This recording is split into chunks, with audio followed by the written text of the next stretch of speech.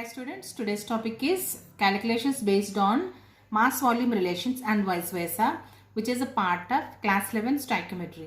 Okay, this is also called quantitative relations in chemical reactions. అంటే ఏం లేదు, calculations based on mass volume relations అంటే ఏంటంటే suppose ఇప్పుడు లాస్ట్ వీడియోస్లో మనం ఏం ఎక్స్ప్లెయిన్ చేసుకున్నాం, limiting reagent, excess reagent calculations అంటే అన్నీ కూడా మాస్ రిలేషన్స్ చేసుకున్నాం.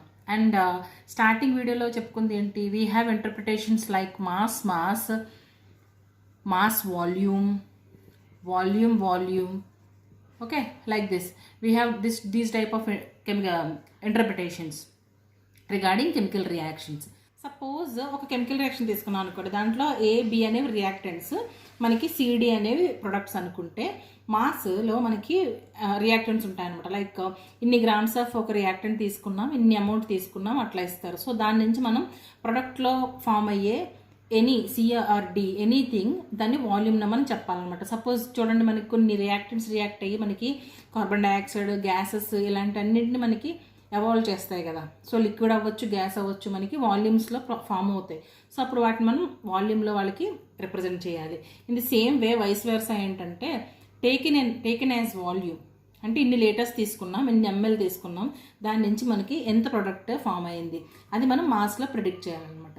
సో సింప్లీ మనకి క్వశ్చన్లో వెయిట్ ఇచ్చి దాన్ని వాల్యూమ్ క్యాలిక్యులేట్ చేయమంటారు, లేదా వాల్యూమ్ ఇచ్చి దాన్ని మాస్ క్యాలిక్యులేట్ చేయమంటామంట. ప్రొడక్ట్స్ అండ్ రియాక్టర్స్ రిగార్డింగ్ ఈ మాస్ వాల్యూమ్ బెస్ట్ రిలేషన్ ఏంటంటే మనకు తెలుసు, ideal gas equation, that is PV equal to NRT, right. ఇక్కడ PV equal to what is n, W by capital M, RT. W is nothing but weight లేదా mass, given mass. Okay, next what is m here, molar mass. Number of moles అంటే wait by molecular మాసే కదా. So we know pressure అంటే ఒక రియాక్షన్లో ఇంత ప్రెషర్లో తీసుకున్నాం, ఇంత volume తీసుకున్నాం, మనకి ఎంత వెయిట్ కావాలని అన్నప్పుడు ఇలా క్యాలిక్యులేట్ చేస్తాం డబ్ల్యూ యూస్ చేసి.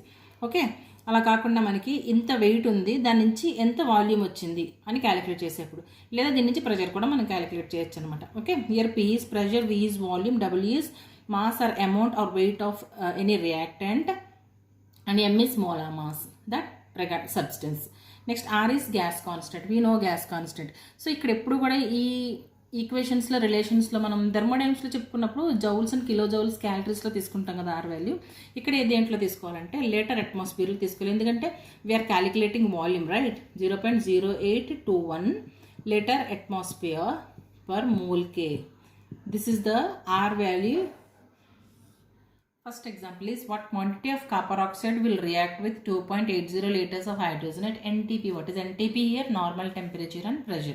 So first any stoichiometric equation relation తీసుకుంటే మనం ఆ క్వశ్చన్లో మనం కంపల్సరీ రియాక్షన్ రాసేయాలి. So what is the reaction here?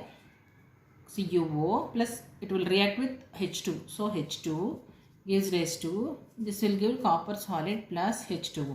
Okay, మనకి క్వశ్చన్ ఏంటి, what quantity of CuO will react with 2.80 litres of H2. So ఇక్కడ మనం మోల్స్లో కన్వర్ట్ చేసుకోవడం ఫస్ట్ థింగ్. ఇది 1 మోల్, ఇది 1 మోల్, అంటే 1 mole copper oxide 1 mole of హైడ్రోజన్తో రియాక్ట్ అయింది ఇక్కడ. ఓకే, సో అదే దీన్ని మనం వెయిట్లో కన్వర్ట్ చేసుకుంటే what is the copper oxide weight, that is 79.5 grams, right. So ఇప్పుడు ఏంటంటే మనకి 2.8 ఇక్కడ లీటర్స్ ఇచ్చారు, ఇక్కడ మాస్ ఇచ్చారు. ఏంటంటే ఇక్కడ మనం ఫస్ట్ చేయాల్సింది ఏంటంటే 1 mole of hydrogen is equal to 22.4 litres, right, at STP. ఏదైనా 1 మోల్ ఆఫ్ గ్యాస్ అంటే ఎంత, 22.4 లీటర్స్ ఎట్ STP, రైట్. ఇప్పుడు ఏంటంటే 1 మోల్, దీన్ని ఇలా తీసుకుందాం, 22.4 litres of H2 react with 1 mole of copper, that is weight 79.5 grams. ఇక్కడ ఇప్పుడు క్రాస్ మల్టిప్లికేషన్ చేయాలి దేంతో, ఇక్కడ ఇచ్చిన వాల్యూమ్ 2.80 లీటర్స్ ఆఫ్ H2 మనకి ఎంత క్వాంటిటీ ఆఫ్ కాపర్ ఆక్సైడ్తో రియాక్ట్ అవుతుంది. So simply as usual 2.80 into 79.5 divided by 22.4, that will be 9.95 grams. అంటే ఇక్కడ మనకి రిలేషన్ మాస్ వాల్యూమ్ రిలేషనే కదా. సో ఇక్కడ మనకి ఒక రియాక్టెంట్ ఇది ఈ రియాక్టెంట్ వాల్యూమ్ ఇచ్చి ఇదే రియాక్టెంట్ క్వాంటిటీ మనల్ని అడిగారు, అది కూడా క్వాంటిటీ అంటే మాస్లో. ఇది వాల్యూమ్లో ఉంది, ఇది మాస్లో ఉంది. This is nothing but volume mass రిలేషన్షిప్లో ఉన్న క్యాలిక్యులేషన్ అనమాట. Okay, let's go in to another example. Question: what volume of ammonia gas at 27 degrees centigrade and 1 atmosphere pressure will be obtained by thermal decomposition of this much amount of ammonium chloride? Okay, first ఈ ammonium chloride decompose అయినప్పుడు ఈ temperature దగ్గర, ఈ pressure దగ్గర మనకి ఎంత ammonia release అవుతుంది, that ఈ వెయిట్లో. అది క్వశ్చన్ కదా.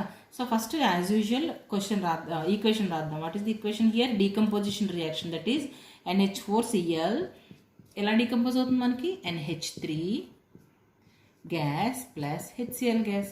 సో ఇక్కడ మనకు అడిగింది NH3 గ్యాస్ గురించి అడిగారు. So leave this part. Okay, NH4Cl 1 mole react అయ్యి మనకి 1 మోల్ ఆఫ్ అమోనియా మనకి ఇచ్చింది. ఓకే, దీని మాలిక్యులర్ వెయిట్ తీసుకుంటే మాలిక్యులర్ వెయిట్ ఎంత మనకి? 53.5 grams ఆఫ్ దీని మాలిక్యులర్ మాస్. ఓకేనా, ఇప్పుడు మనకి ఇది వెయిట్ ఇచ్చారు, ఇది వెయిట్ ఇచ్చారు సింప్లీ. సో అంటే దీని నుంచి దీని మోల్స్ మనం చేయొచ్చు కదా, అవునా? 53.5 grams, అలాగే దీని వెయిట్ ఉంది. Weight by molecular weight equal to number of moles కదా. So number of moles of NH4Cl equal to weight by molecular weight. What is weight here? 26.25 divided by what is the molecular mass? 53.5 grams. You will get 0.5 moles, right? ఇది ఇప్పుడు number of మోల్స్లోకి మార్చుకున్నాం. అంటే ఇదేంటి? దేని moles? NH4Cl moles. Okay, ఇప్పుడు 1 mole of NH4Cl 1 mole of NH3 ఇచ్చింది కాబట్టి ఇప్పుడు 0.5 మోల్స్ ఆఫ్ మోల్స్ ఎంత ఇస్తుంది? ఆబ్వియస్లీ ఎంత మనకి ఆన్సర్ అంటే కంప్లీట్ ఆన్సర్ కాదు. అంటే ఇక్కడ మళ్ళీ మీకోసం క్లియర్గా రాస్తాను. 1 mole of NH4Cl gives 1 mole of NH3. So ఇక్కడ 0.5 mole of NH4Cl gives how much? Simply 0.5 moles కదా. కానీ ఇప్పుడు మనకు కావాల్సింది ఏంటి?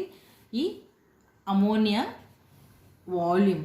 సో అంటే ఇక్కడ మనకి నెంబర్ ఆఫ్ మోల్స్ అంటే n దొరికింది. అలాగే అక్కడ గివెన్ డేటాలో ఏముంది? ప్రెషర్ ఉంది. What that is 1 atmosphere. Temperature T equal to 27 degrees centigrade. So దీన్ని కెల్విన్లో మారిస్తే ఎంత అవుతుంది? 300 degrees centigrade. 27 plus 273, right? మనకి 300 అవుతుంది. ఇది K. ఇప్పుడు వీటన్నిటి రిలేషన్ మనకి ఈక్వేషన్ ఏంటి? PV equal to nRT. Okay, we have to find out what we have to find out here? V, right? So V equal to nRT by P. So what is the n here? 0.5 into what is the R value? 0.08. I'll give you the units also. ఇది moles కదా. Into R value ఎంత? 0.0821 litre atmosphere mole K, right? Into what is T? 300K divided by atmosphere 1. So not enough having this. That equal to ఈ mole మనకి cancel అవుతుంది, right? Mole cancel అవుతుంది, అలాగే కేకే cancel అవుతుంది. ఇంకా atmosphere, ఇక్కడ atmosphere ఉంటుంది కదా, ఇది కూడా క్యాన్సిల్ అవుతుంది. So you have only litres, that is volume. How much you'll get? 12.315 liters. This is the answer. Okay, next example. See this question carefully, guys. First understand the question.